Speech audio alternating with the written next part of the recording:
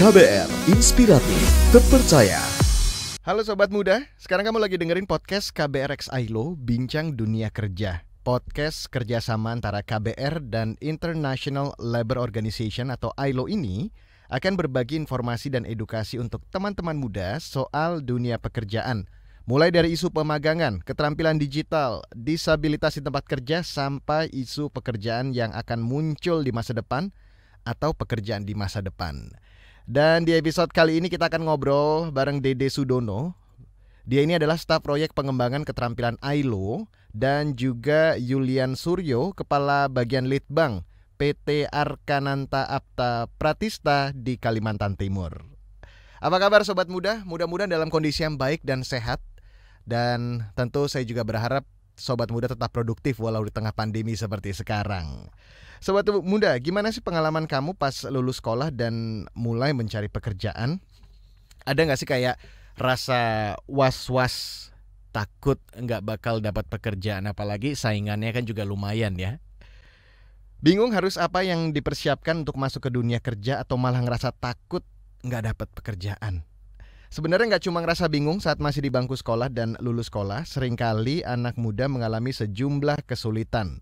Seperti kurangnya pengalaman kerja, ijazah pendidikan tidak sesuai dengan kebutuhan, hingga tidak tahu akan hak-hak mereka saat bekerja. Tapi tenang, semua bisa diatasi.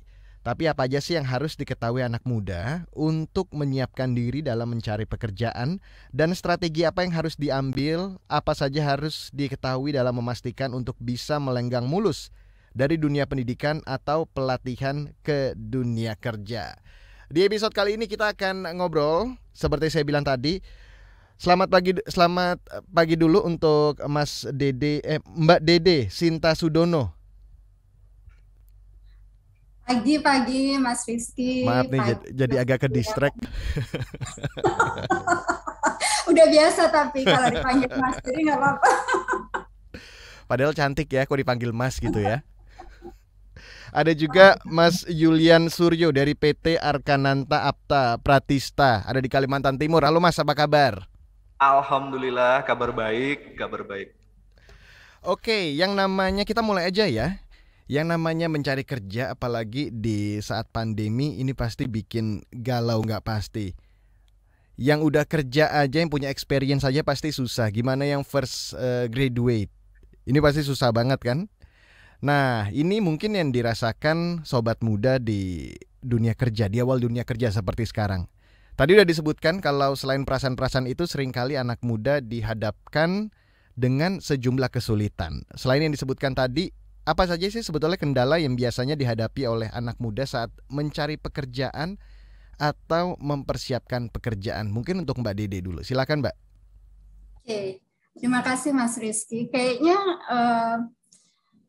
kalau dibilang susah juga susah-susah enggak ya Mas Yulian, karena saya yakin anak muda sekarang itu sangat kreatif ya. Jadi saya percayalah mereka, karena juga kita membuat kajian cepat ya pada tahun 2019 itu sekitar 2.400 kaum muda usia 18 sampai 24 tahun di 10 kota di Indonesia itu mengaku, hampir 80% itu mengaku mereka percaya diri untuk mendapatkan pekerjaan yang layak.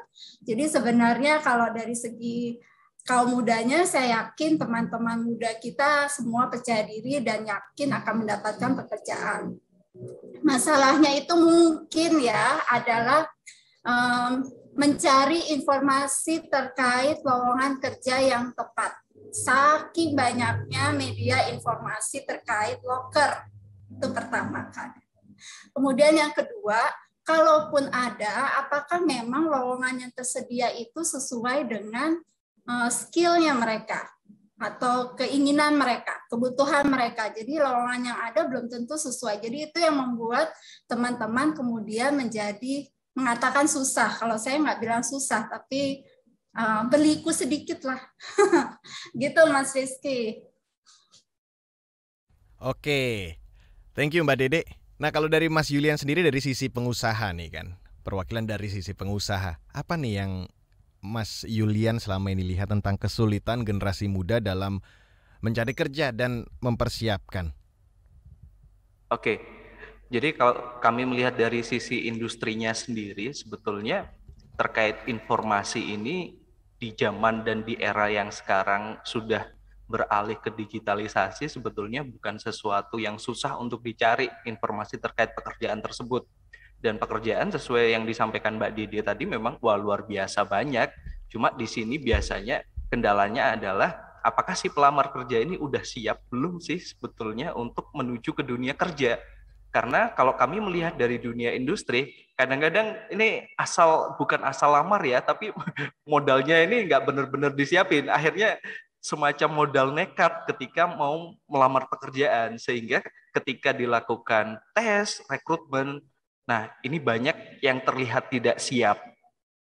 Jadi selain ya mempersiapkan diri, mencari kira-kira saya ini skillnya apa yang tepat, pekerjaan apa yang tepat, ya kita juga harus cari tahu juga ini sebetulnya pekerjaan yang akan saya lamar ini mengenai apa. Kadang itu hal yang terlepas dari pemikiran teman-teman muda, sehingga ketika ditanya pada saat sesi interview itu tidak mengetahui seluk-beluk pekerjaan. Yang penting pokoknya dapat kerja aja gitu ya.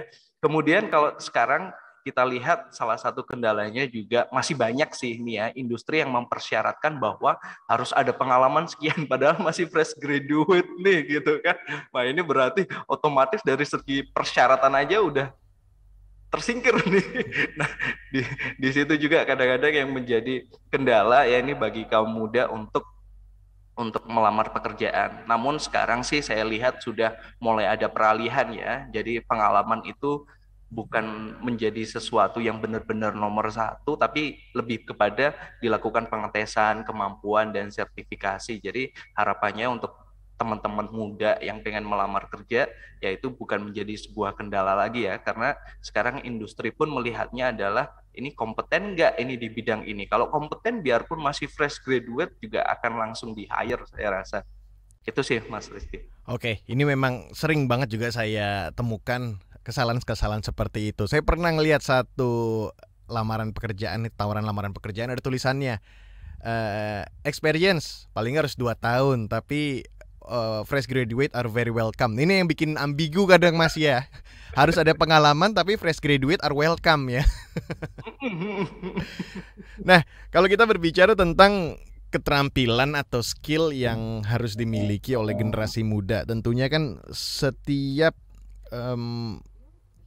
lulusan atau degree itu setiap orang pasti mudah untuk mendapatkan ijazah atau sertifikat, tapi belum tentu mereka punya keterampilan atau skill dalam bidang itu. Misalnya seperti insinyur, belum tentu dia punya skill untuk ngaduk semen gitu lah kasarannya, misalnya seperti itu ya Mas Julian dan Mbak Dede. Tapi yang saya berbicara tentang perbedaan keterampilan. Saat ini kan dunia digital udah semakin pesat, dan tentunya nggak semua orang itu sama kemampuan atau literasi di dunia digital. Itu yang pertama. Makanya perlu ada yang istilahnya kayak transisi untuk agar anak muda dapat beradaptasi dengan baik untuk persaingan dunia kerja. Nah, kalau menurut Mas Julian dan Mbak Dede sendiri, transisi seperti apa atau adaptasi seperti apa sih yang bisa dilakukan supaya generasi muda ini mempunyai kesiapan dan gak bingung lagi? Mungkin dari Mas Julian dulu. Oke, terima kasih. Jadi kalau untuk kesiapan generasi muda atau teman-teman muda yang pengen masuk ke dunia kerja, sebetulnya kalau sekarang ini adalah tahun-tahun yang terbaik ya, beberapa tahun belakangan ini, karena pemerintah juga menggalakkan yang namanya program magang. Sebetulnya di dalam program magang itu sendiri, nanti teman-teman yang para pencari kerja nih ya, itu bisa belajar bagaimana sih dunia kerja itu sebenarnya. Kemudian di sana teman-teman tidak hanya mengejar pengalamannya, tapi dari sisi kompetensi. Nah itu di program magang juga menjadi salah satu goals utamanya, sehingga nanti program magang ini bisa dijadikan salah satu solusi ya untuk transisi antara dunia pendidikan atau teman-teman yang masih fresh graduate ke dunia kerja. Karena nantinya pasti akan berbeda antara akademis dengan teknis di pekerjaan gitu. Kita sering melihat sebagai seorang rekruter gitu ya, sebagai seorang HR kadang-kadang secara akademis itu bagus, teorinya bagus banget gitu. Tapi ketika kita melihat pengalaman, kemudian bagaimana cara dia berinteraksi, komunikasi, kerjasama dan yang lainnya. Nah, ini sebetulnya yang belum dapat, dan itu harus memang betul-betul bisa didapatkan pada saat teman-teman ini yang merasakan bagaimana dunia kerja itu sesungguhnya. Jadi program magang lah yang menurut saya menjadi salah satu jembatan lah sebagai transisi antara ini dunia pendidikan, sekolah gitu kan, teman-teman yang fresh graduate menuju ke dunia kerja. Oke, jadi memang dunia magang ini sangat penting ya, seperti itu Mas Julian. Betul. Kalau Mbak Dede menilainya bagaimana Mbak? Adaptasi atau transisi seperti apa? Kalau Mas Julian tadi mengatakan bahwa magang ini sangat penting. Kalau dari Mbak Dede sendiri, bagaimana melihatnya Mbak? Oke, terima kasih Mas Rizky. Sebenarnya gini, program transisi ya tadi bicara gitu. Sebenarnya program transisi itu apa sih sebenarnya gitu? Magang memang salah satunya ya. Itu program yang memang memberikan kesempatan buat kaum muda untuk menyesuaikan diri, adaptasi dengan dunia kerja gitu. Nah, dan program itu tentunya tidak cukup hanya diberikan di sekolah gitu ya, karena sekolah memang lembaga pendidikan, sementara harusnya mempersiapkan ke dunia kerja. Jadi memang perlu ada transisi dari sekolah ke dunia kerja. Nah, kalau dibilang program magang gitu, masalahnya di Indonesia tuh kata pemagangan tuh jadi sangat general gitu, semuanya bilang magang gitu. Sementara kalau kita gitu ya secara internasional mungkin melihat bahwa kalau bahasa Inggrisnya itu lebih ke work based learning. Jadi pembelajaran yang berbasis kerja gitu. Seberapa sebenarnya dunia pendidikan memberikan itu dan seberapa juga industri memberikan kesempatan teman-teman kita, kaum muda kita untuk beradaptasi, sehingga waktu melamar CV dibilang fresh graduate are welcome, tapi kan sebenarnya punya pengalaman kerja udah gitu dengan work based learning itu. Nah, work based learning di Indonesia banyak sekali, pemagangan iya gitu ya, tetapi pemagangan yang mungkin tadi Mas Julian juga bilang bisa berbasis industri, bisa berbasis pendidikan, atau bahkan kita sering rancu juga dengan internship gitu. Jadi ada banyak bahasa yang bisa membuat salah kaprah. Terus yang terakhir itu memang kajian cepat ILO lagi tuh tahun 2019 melihat bahwa hanya 35% dari 2.400 anak itu yang memiliki yang mau magang itu atas inisiatif sendiri. Ya, hanya 35% yang memang punya inisiatif untuk mencari pengalaman kerja. Sayangnya itu, sementara 65%-nya ya karena sekolah. Itu sih Mas Rizky. Jadi memang penting sekali program transisi, bentuknya bisa macam-macam dan salah satunya memang pemagangan, which is yang paling terstruktur tentunya, itu sih. Jadi banyak banget teman-teman generasi muda sekarang yang melakukan magang ini karena mungkin menjadi salah satu syarat untuk bisa mendapat kelulusan, seperti itu Mbak Dede ya. Nah, kalau kita kembali berbicara tentang dunia magang, tadi juga ada istilah salah kaprah, dan ternyata tadi Mbak Dede juga sempat sebutkan bahwa yang seperti saya bilang tadi, experience-nya harus 2 tahun tapi fresh graduate are very welcome. Itu berarti masa magang itu bisa dimasukkan ke dalam part experience itu ya Mbak? Seperti itu? Iya, kalau saya lihatnya memang itu salah satu pengalaman kerja, kan di program transisi pemagangan memang dapat pengalaman kerja. Kemudian beberapa bahkan mengeluarkan surat ya Mas Julian ya, industri gitu ya, mengeluarkan surat bahwa ia sudah melakukan pemagangan sekian bulan. Atau bahkan ada industri yang memang bisa mengeluarkan sertifikasi bahkan gitu. Jadi memang sekarang yang penting adalah teman-teman muda ini mesti lihat nih magangnya magang apa gitu. Jadi itu yang membuat mereka memang bisa meng-acknowledge ya pengalaman kerja waktu di tempat magang. Itu sih. Mbak Dede tadi sempat disebutkan bahwa teman-teman muda harus, atau sobat muda ya, harus tahu magangnya magang apa. Berarti ini kan ada kesalahan definisi tentang arti magang. Tadi Mbak Dede juga sempat sebutkan kalau banyak salah kaprah bahasa, mulai magang, internship dan segala macam itu. Nah, kalau kita kembali berbicara untuk menyiapkan transisi yang baik dari sobat muda, dari masa pendidikan masuk ke dunia bekerja, tadi kita sepakat bahwa program magang itu salah satu transisi yang baik. Nah, sebetulnya bagaimana sih magang yang tepat memilih magang yang tepat untuk untuk bersiap-siap masuk ke dalam dunia kerja atau transisi yang dari tadi seperti kita obrolin? Mbak Dede, silakan. Milih magang yang baik ya. Sebenarnya semua magang harusnya baik karena bahwa industri dan dunia pendidikan sama-sama open untuk membuka kesempatan untuk proses belajar. Untuk proses belajar ya, bukan proses kerja saja, tapi proses belajar di tempat kerja, itu yang perlu dilihat gitu. Nah, kalau waktu anak SMK, Poltek, universitas, mereka punya, kalau di Indonesia kan istilahnya prakerin ya Mas Julian ya, prakerin, PKL gitu ya, praktek kerja, itu 3 istilah yang sering dipakai. Itu memang biasanya basisnya dari sekolah, dari dunia pendidikan, kemudian engage industri untuk melakukan tempat praktek kerjanya gitu. Nah, kemudian tapi ada juga teman-teman industri yang memang melakukan praktek pemagangan yang kemudian diharapkan ada sertifikasi pada akhirnya. Jadi itu pemagangan yang berbasis industri, karena biasanya di industri yang buka program pemagangan. Nah, kalau internship gitu ya, jadi buat teman-teman kaum muda nih mesti lihat, kalau internship gitu biasanya itu tidak terstruktur. Artinya memang dia terbuka dengan basis output. Jadi ada output tertentu yang memang yang disepakati antara industri dengan teman-teman yang mau magang internship gitu. Biasanya seperti itu. Nah, kemudian yang perlu dilihat lagi itu selain program ya, teman-teman mesti lihat programnya. Kemudian apakah terstruktur atau tidak terstruktur tuh maksudnya ada kurikulumnya kah, ada standar kompetensi, berdasarkan standar kompetensinya kah gitu. Ada, kalau output basis saja itu biasanya kita sebut internship. Jadi perlu dilihat seperti itu. Kemudian juga teman-teman perlu lihat hak dan kewajibannya waktu melakukan magang, karena di tempat kerja itu tentunya berbeda.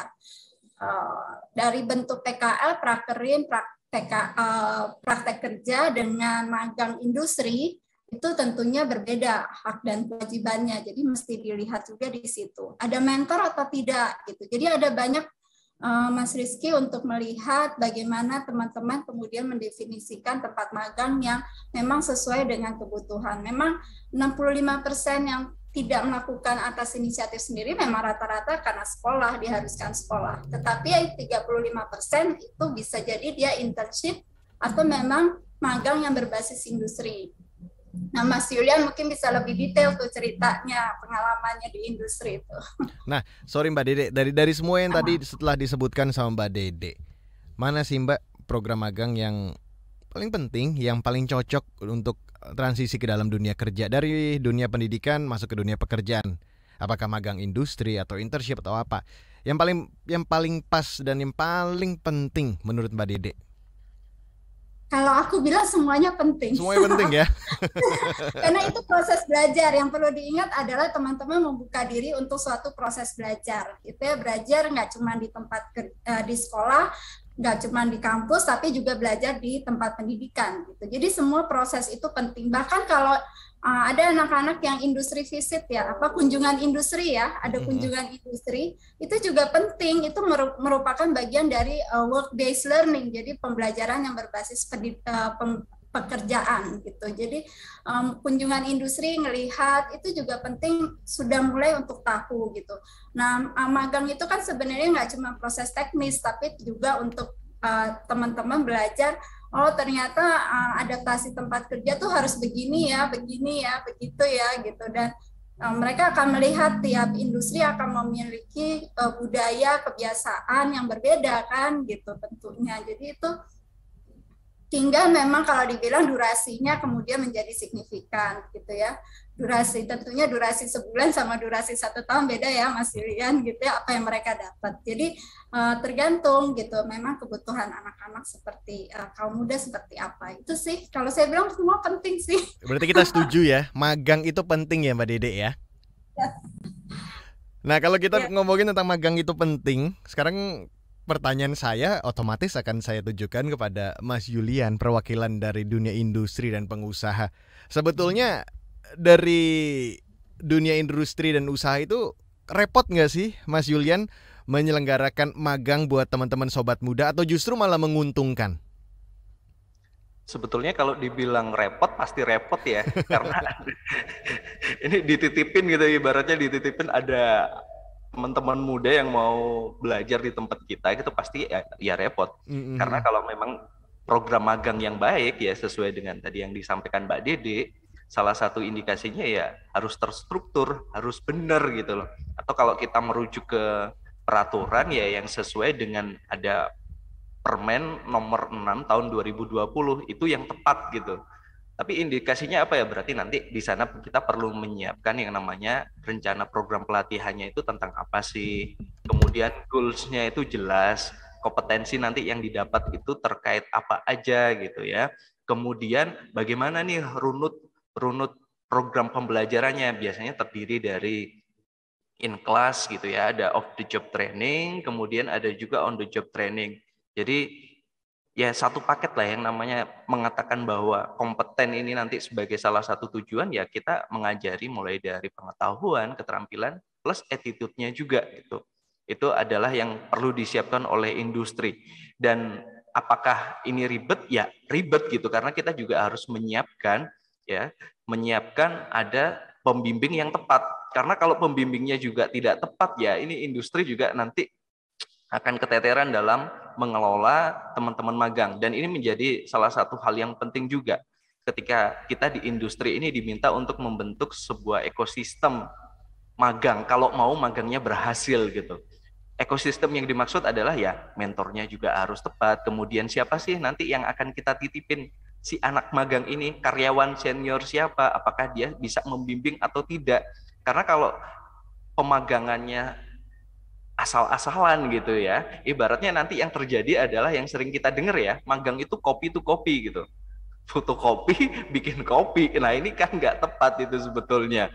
Yang terjadi hanya dapat pengalaman pernah bekerja, kerjanya apa gitu kan, kompetensi yang didapat apa, wah ini cuma fotokopi sama bikin kopi. Nah itu kan tidak tepat juga sebetulnya ya. Jadi industri pun ketika kita bisa melaksanakan program pemagangan dengan baik, banyak sebetulnya manfaat yang bisa kami ambil ya di industri. Yang paling penting lah ibaratnya kita di sana, kalau kita industri kan bicara untung sama rugi gitu ya. Kita bicara untungnya, ini salah satunya adalah kita menghemat kos untuk rekrutmen. Karena kadang kalau kita rekrutmen, nah ini kan masih butuh masa penjajakan gitu kan. Bener nggak sih ibaratnya ya namanya juga rekrutmen itu semua kelihatan baik gitu ya. Kelihatan manis, kelihatan rajin pada awalnya gitu kan. Probation ya Mas? Ya. Tapi setelah itu keluar aslinya. Nah, sebetulnya masa pemagangan ini bisa men-shortcut itu atau bisa menjadi bagian dari masa percobaan itu, sehingga kita sudah tahu nih talent-talent yang kita rekrut dalam program pemagangan ini apakah cocok atau enggak nih nanti untuk dijadikan salah satu talent yang nanti akan kita rekrut menjadi karyawan. Berarti ada kemungkinan ya Mas Yulian, dari teman-teman yang magang at the end akan menjadi staff ya? Iya, itu besar banget ya. Bahkan kalau di tempat kami itu ya, berdasarkan pengalaman di Arka, kami itu dari program pemagangan mandirinya saja itu 88%-nya kami serap menjadi karyawan. Jadi memang ya besar peluangnya, karena lebih enak lah ya, ngapain sih kita cari yang lain kalau kita sudah tahu, ibaratnya kalau istilah orang Jawa bibit bobot bebetnya udah kita tahu nih selama program magang, jelek-jeleknya kita tahu, kemudian ibaratnya ini ada potensi apa saja kita tahu. Yang sebetulnya kalau kita hanya melewati masa rekrutmen ya, ini dibandingkan dengan karyawan biasa, nah itu kan kita cuma lihat permukaan saja. Kadang ibaratnya tertulisnya bagus gitu ya di CV, tapi ternyata aslinya enggak juga gitu ya. Malah yang teruji adalah teman-teman yang magang ini. Jadi keuntungannya banyak banget sih bagi industri ya, selain memang itu sebagai salah satu kewajiban industri juga ya. Jadi memang ada kewajiban untuk CSR ya, atau tanggung jawab sosial juga untuk pengembangan masyarakat sekitar. Oke, berarti bisa dibilang kalau di Arka kalau sudah nyaman, ngapain mesti PDKT sama yang baru gitu ya? Betul. Daripada di PHP-in gitu. Betul. Kan? Jadi mendingan kalau udah nyaman ya udah sikat aja gitu lah ya. Aja sudah di hire gitu. Betul. Terus di pengembangannya juga nggak butuh waktu lama lagi karena kita sudah tahu oh kompetensinya sekian. Jadi nanti kalau mau direkrut dijadikan karyawan di posisi tertentu kita sudah tahu nih gapnya seberapa. Jadi nggak ngukur dari awal lagi sebetulnya. Itu juga bisa mereduce cost kalau kita ngomong masalah untung dan rugi lagi. Jadi banyak untungnya kok dari segi industri ketika kita melakukan program pemagangan. Nah, kalau kemudian kita berbicara dengan kondisi seperti sekarang nih, Mas Yulian dan Mbak Dede, ada istilahnya penjarakan sosial atau PPKM, semua serba daring atau online. Memungkinkan nggak sih semua ini dilakukan melalui daring? Itu yang pertama pertanyaan saya. Dan yang kedua, kalau melihat dengan kondisi sobat muda atau anak muda saat ini, mereka cepat tanggap nggak sih dengan praktek kerja yang dilaksanakan secara online atau daring? Mungkin ini ke Mbak Dede dulu ya. Bagaimana Ailo melihat hal ini? Ya, kita sih sudah mencoba untuk mendorong juga ya teman-teman industri untuk membuka kesempatan secara daring gitu. Tetapi memang tantangannya juga nggak mudah rasanya ya, karena tentunya perlu perangkat dari teman-teman teknologi, karena kalau kita mau pakai laptop atau komputernya kalau di kantor kan enak bisa pakai komputer kantor, kalau di rumah berarti anak-anak harus siap dengan itu gitu. Nah, itu yang pertama. Terus kedua, memang belum ada peraturan khusus yang memastikan menjamin atau memproteksi terkait dengan pemagangan secara daring. Terus yang ketiga, memang mentor gitu ya, perlu sekali, tadi Mas Yulian bilang harus ada mentor gitu, apalagi secara daring gitu, bukan harus lagi itu bagaimana mentor yang sangat berperan dan memastikan tentunya memang teman-teman ada proses belajar. Lagi-lagi proses belajar itu yang perlu dipastikan sehingga tidak hanya mereka bekerja, proses kerjanya, tapi proses belajarnya akan dipastikan oleh teman-teman mentor. Itu sih memang gitu. Kalau untuk selama PPKM mungkin banyak yang memang terpaksa menghentikan karena memang ada perangkat alat-alat yang tidak memungkinkan dilakukan secara daring. Jadi itu agak tantangan sendiri. Tetapi beberapa industri itu sudah melakukan gitu. Bahkan ada yang jadi IO Zoom webinar gitu ya, itu juga banyak. Jadi memang itu sih kalau saya lihat ada 3 hal yang perlu dilihat. Itu Mas Rizky. Oke, terima kasih Mbak Dede. Kalau Mas Yulian sendiri boleh nggak diceritain bagaimana teman-teman di Arka sendiri menyelenggarakan program magang ini di tengah pandemi seperti sekarang? Kan Kalimantan juga termasuk daerah yang penularan COVID-nya cukup tinggi dan sempat juga masuk ke PPKM yang levelnya juga cukup tinggi. Bagaimana Mas teman-teman di Arka?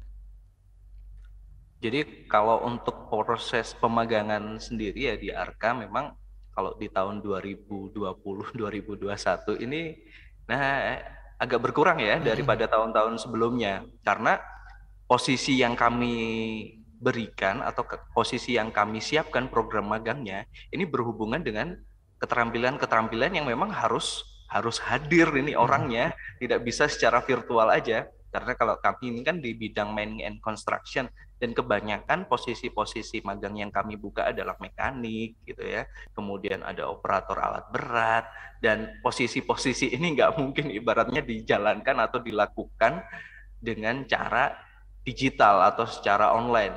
Namun di beberapa posisi yang lain nih, contohnya kemarin kita juga di tahun 2020 ada melakukan program pemagangan, tapi untuk yang basic komputer ini untuk teman-teman admin, nah itu bisa dilakukan. Jadi memang tergantung posisinya apa dulu nih pekerjaannya gitu ya.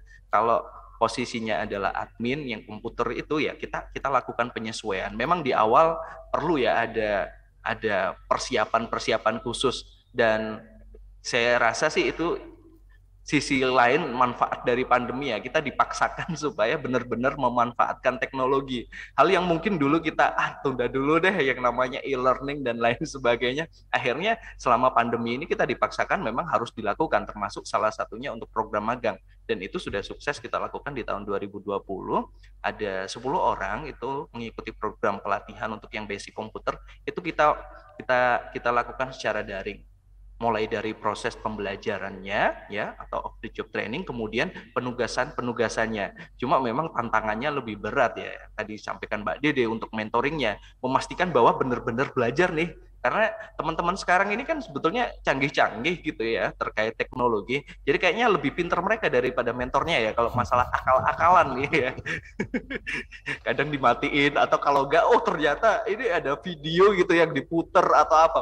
Kelihatannya kayak memperhatikan ya, ternyata nggak ada orangnya gitu. Jadi memang di situ tantangannya sih kemarin ketika kami melakukan proses pemagangan secara digital. Tapi ya next sih kalau saya lihat tren-tren pekerjaan sekarang kan banyak yang bisa dilakukan secara digital. Jadi pastinya industri-industri yang memang sesuai juga nanti bisa melakukan. Dan bahkan sebetulnya sekarang menjadi lebih efisien sih kalau saya dapat informasi dari teman-teman industri yang lain ya. Karena kan nggak perlu menghadirkan orang, jadi nggak perlu ada beberapa ibaratnya kos pengeluaran yang selama pandemi ini pemagangannya digital sehingga itu benar-benar dikurangi, listrik apa segala macam kan lumayan nih ya, yang sewa gedung apa segala macam. Jadi itu malah lebih efektif sih. Sekarang sudah mulai terbiasa sih di tahun 2021 ini, saya rasa semakin banyak teman-teman di industri juga yang mengadakan program magang secara digital dan itu bisa kok dilakukan. Tapi ya memang perlu effort yang lebih ya, karena kita harus memastikan tadi proses belajarnya benar-benar terjadi, karena bisa jadi nih ya keinginan atau motivasi dari si peserta ini juga mempengaruhi hasil, karena kita kan jauh, bahkan yang deket aja yang kita ibaratnya pemagangannya tatap muka kadang-kadang masih bandel gitu, masih susah, apalagi ini gimana ya kita njewer secara digital gitu kan, ibarat kata kan susah juga gitu kan. Ya memang di situ perlu nanti dilakukannya strategi-strategi pembelajaran lah, kasih tugas yang banyak, kemudian ya sebentar-sebentar dicek dan yang lain, tapi itu bisa dilakukan dan itu hasilnya juga bisa bagus, asalkan tadi memang posisinya itu sesuai atau target kompetensi yang memang mau dicapai memang bisa dilakukan secara digital.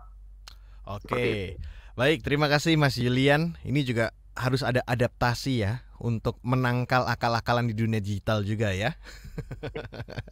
Oke, kita akan bacakan beberapa komentar yang telah masuk ke account social media dari kbr.id. Kami sempat bertanya kepada teman-teman sobat muda, gimana pengalaman kamu saat pertama kali masuk dunia kerja?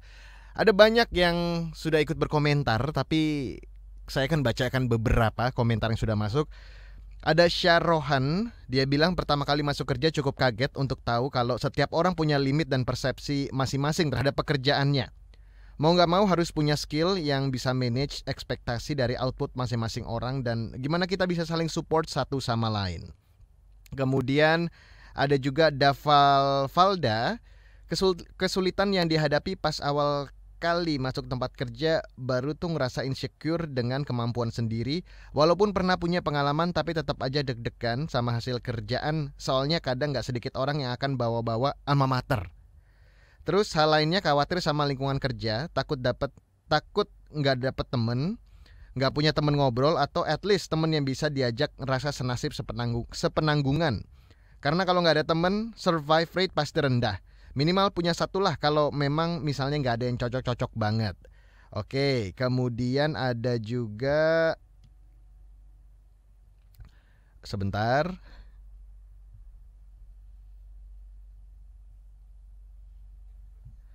Oke,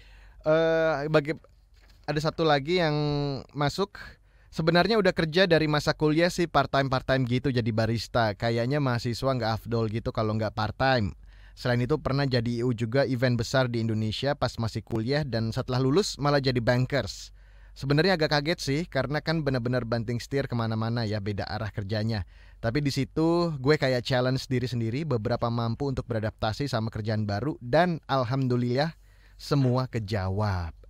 Kemudian ada satu lagi dari Didian_25.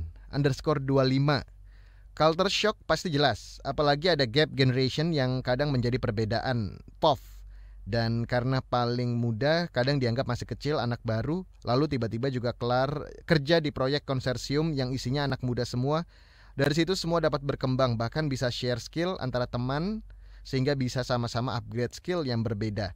Dari tempat itu juga paham bagaimana peranannya bekerja sebagai tim dan peranannya masing-masing di tim, lalu juga saling backup jika ada kesusahan dan rasa toleransinya sangat tinggi.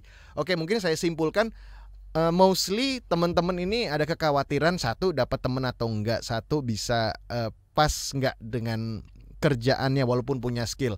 Mungkin bisa Mas Julian dan Mbak Dede kasih komentar sedikit. Mbak Dede dulu mungkin, silakan. Oke, terima kasih. Nggak ada teman dan nggak ada apa tadi satu lagi tidak sesuai. Nggak yakin atau nggak takut, nggak sesuai ekspektasi dari atasan seperti itu. Ya, memang benar gitu. Itu sebabnya program transisi menjadi penting gitu. Tadi ada beberapa teman yang memang udah part time gitu ya. Jadi memang pembelajaran itu bisa di mana aja. Jadi pada saat soal termasuk membangun networking. Jadi program transisi magang itu bukan saja untuk memperkaya teknis, kemampuan teknis, tetapi ada dua hal lagi yang bisa dibangun adalah soft skills gitu ya, attitude gitu. Jadi untuk tahu teamwork, tadi kan ada yang bilang soal teamwork, ada yang bilang soal jadi tahu berkembang bersama gitu ya. Jadi ada soft skills memang yang dibangun di saat itu. Dan yang terakhir adalah memang networking. Jadi kalau misalnya udah tahu punya networking, takut nggak bisa nyantol gitu, tadi kayaknya omongannya gitu, tapi nggak bisa nyantol. Tetapi pada saat sudah mulai dengan program transisi dengan magang, sebenarnya terbangun networking di situ gitu. Jadi sebenarnya teman-teman nggak perlu ada yang dikhawatirkan gitu. Kalau memang yang penting juga fokus di pekerjaan kan. Kalau kita pekerjaannya bagus gitu ya, pekerjaannya achieve gitu, sebenarnya tidak ada yang perlu dikhawatirkan. Itu sih kalau saya melihatnya. Penting memang membangun jejaring dan attitude. Oke, thank you Mbak Dede. Nah Mas Julian, kalau misalnya program magang ini sudah selesai nih, mereka sudah menuntaskan program magang. Kalau di Arka kan banyak yang sudah diserap, banyak yang akan diserap. Tadi sempat disebutkan 80% lebih ya, keseringan akan diserap menjadi staff. Tapi bagaimana ketika misalnya ada kandidat yang melamar, dia melakukan magang di tempat lain seperti itu, dan at the end mereka memasukkan pengalaman magangnya itu sebagai experience mereka di dunia kerja. Bagaimana teman-teman di Arka, khususnya Mas Julian sendiri melihat sobat muda yang melakukan itu? Itu yang pertama. Dan yang kedua, apakah dengan teman-teman yang sudah melakukan magang ini akan dipermudah untuk mendapat pekerjaan bila bersaing ya, dengan ada dua kandidat, yang satu memiliki pengalaman experience magang, yang satu tidak. Apakah bagaimana dari dunia industri memilih? Mungkin bisa dijawab dua pertanyaan saya. Mas Julian, silakan.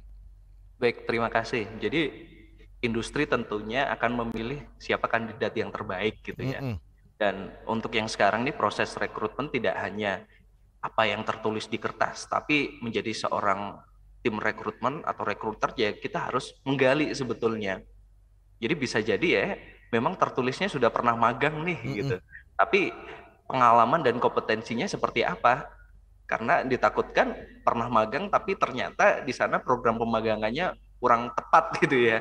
Jadi yang dapat hanya pengalaman kerjanya saja gitu. Tapi di mengesampingkan hal tersebut, ketika kita melihat bahwa ada dua kandidat, yang satu sudah pernah magang dan satunya belum pernah magang, biasanya kami akan lebih cenderung untuk memilih yang sudah pernah magang. Dalam bentuk apapun ya, program magang sebelumnya yang dia dapat, pastinya dia ada proses kerja tadi, proses belajar tadi mengenai dunia kerja. Di sana biasanya kita melihat bagaimana sih kemampuan-kemampuan sebetulnya yang non teknis yang perlu kita gali. Kalau kemampuan teknis itu gampang, tinggal dites, suruh ngerjain sesuatu atau dikasih soal sudah. Tapi kemampuan non teknis ini yang sebetulnya nanti akan menjadi bekal teman-teman ini untuk bertahan di dunia kerja. Karena tadi nyambung dengan pertanyaan sebelumnya ya dunia kerja itu ya nggak seideal yang ada di dalam pikiran kita gitu loh. Kadang juga kejam gitu, kadang juga ngegemesin, kadang-kadang juga aduh gitu ya. Ya memang banyak, dan banyak ini teman-teman muda ini yang nggak siap dengan hal tersebut karena menganggapnya dunia kerja ini adalah dunia yang serius atau dunia yang terlalu menyeramkan, padahal nggak juga di dalamnya. Dan itu sebetulnya nanti akan ditemukan oleh orang-orang yang sudah pernah merasakan pengalaman magang. Jadi mereka lebih siap, oh memang ya namanya kerja juga harus ada adaptasi gitu. Saya harus bisa berinteraksi, berkolaborasi dengan orang lain. Saya harus bisa untuk menyesuaikan kira-kira kalau orangnya seperti ini, saya ngomongnya bagaimana ya caranya ya. Nah sebetulnya hal-hal tersebut itu nggak didapat dari sekolah, nggak didapat dari kampus gitu ya. Jadi itu yang sebetulnya menjadi nilai plus kenapa kami selalu cenderung melihat teman-teman yang sudah magang ini menjadi sebuah potensi. Tapi tentunya nanti akan digali lebih dalam lagi sebetulnya beneran nggak sih ini ya kemampuannya itu memang benar-benar terasa dengan baik atau tidak. Tapi setidaknya itu menjadi salah satu indikasi bahwa nantinya dia akan menjadi orang-orang yang lebih tahan banting sih biasanya kalau di dunia kerja, seperti itu Mas. Oke, pokoknya intinya dunia kerja itu tidak ideal, tidak ada yang ideal ya di dunia ini, kita setuju. Terima kasih sekali lagi untuk dua narasumber saya, Mbak Dede Sinta Sudono, beliau ini adalah Insight to Project Officer, dan tentunya Mas Yulian Suryo, ini perwakilan dari PT Arkananta Apta Pratista. Sekali lagi terima kasih, mudah-mudahan obrolan kita ini bermanfaat buat sobat muda yang akan segera memasuki dunia kerja. Dan juga untuk sobat muda, sampai di sini dulu podcast KBRX ILO Bincang Dunia Kerja kali ini. Terima kasih juga buat kamu yang sudah mau mendownload dan mendengarkan podcast ini. Jangan lupa untuk ikuti juga podcast yang cocok untuk curious mind seperti kamu di KBR Prime atau platform lain tempat mendengarkan podcast. Jangan lupa follow kami di Instagram kbr.id. Sampai jumpa di episode selanjutnya. Bye-bye.